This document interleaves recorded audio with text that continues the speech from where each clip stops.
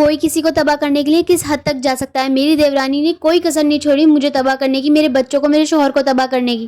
कहने को तो वो मेरी देवरानी है, लेकिन उसकी शादी मुझसे पहले हुई थी। वो भाग कर आई थी, उसने लव मैरिज करी थी। वैसे तो उनके खानदान में सबने ही लव मैरिज करी है, सभी ऐसी आ गई हैं। इनके खानदान में एक ही शादी हुई थी, वो मेरी शादी हुई थी। तो मेरे पापा ने मुझे बहुत अच्छे से रुखसत किया था, लेकिन वो औरत पूरा सब कुछ खराब करने पे तुली हुई थी। वो मेरी सास से भी बढ़कर बन गई थी। उस टाइम पे सब कुछ तबाह करने पे तुली हुई थी कि ये नहीं दिया, वो नहीं दिया, खुद तो कुछ नहीं लेके आई। और मेरे पापा को कोई अपनी बेटी दे दे, उससे ज़्यादा क्या ही हो सकता है। और मेरे पापा को इतना जलील करती थी, सबको जलील कर रही थी कि ये नहीं आया तुम्हारे घर से, वो नहीं आया।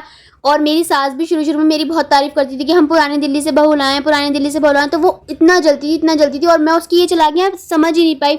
गाइज, मैं इतनी भोली थी। जब मैं यहाँ पे आई, वो 4 लोगों में बैठती थी, औरतों में बाहर, मतलब, और ना पर्दा का लिबास था, यहाँ पे कुछ भी नहीं था। ऐसे सब ऐसे घूमते थे, कुछ अजीब सा लगता था। और मेरे पापा ने मुझे बहुत पर्दे में रखा है, और हम 4 दीवारी में ही रहते थे। जब मैं यहाँ पे आई तो मैंने देखा क्या ऐसी चीज़ें भी होती हैं। और वो इतनी तेज़ थी, और मैं उसे अपनी बहन मान बैठी। सबसे बड़ी गलती मैंने यही की, मैं उसे अपनी बहन मानने लगी। मैं उसे सारी बातें बता दिया करती थी।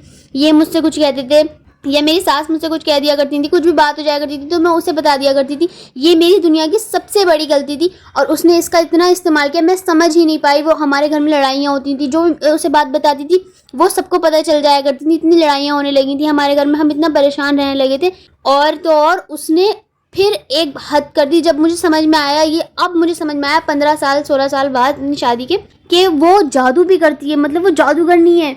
उसने हमें तबाह करने के लिए पता नहीं क्या क्या किया है।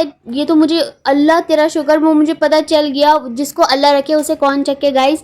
और बिल्कुल मरने वाले कगार पे आ गए थे हम लोग, मैं, मेरे शौहर, मेरे बच्चे, मतलब सब उसकी। और मेरे शौहर सिर्फ उसी की साइड लेते थे, और मुझे ये नहीं पता था कि उसने उन्हें कुछ खिला रखा है। जब मुझे ये बात पता चली तो मेरी आंखें फटी की फटी रह गई। मैं हैरान रह गई कि कोई औरत ऐसा भी कर सकती है। अरे तुम्हारा शौहर है, तुम्हारे पास अच्छी खासी कमाई वगैरह आती है उसकी, उसमें खुश रहो, तुम ऐसे कर सकती हो। मतलब उसने हमें तबाह करने के लिए कोई कसर नहीं छोड़ी थी। उसने किसी चीज़ का लिहाज नहीं किया, मेरे बच्चों तक का लिहाज नहीं किया।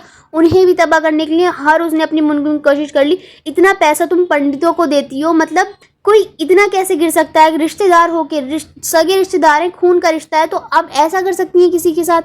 चलो मुझ तक तो बात ठीक थी, मेरे बच्चों पे, मेरे शौहर पे भी आ गई वो। अरे खुदा का थोड़ा तो खौफ करो। और वो इतनी घटिया औरत थी, उसकी तो बातें में इतनी है, मैं आपको बताऊंगी तो आप खुद हैरान रह जाएंगे। ऐसी भी औरतें एग्जिस्ट करती हैं, मैं और पार्ट बनाऊंगी।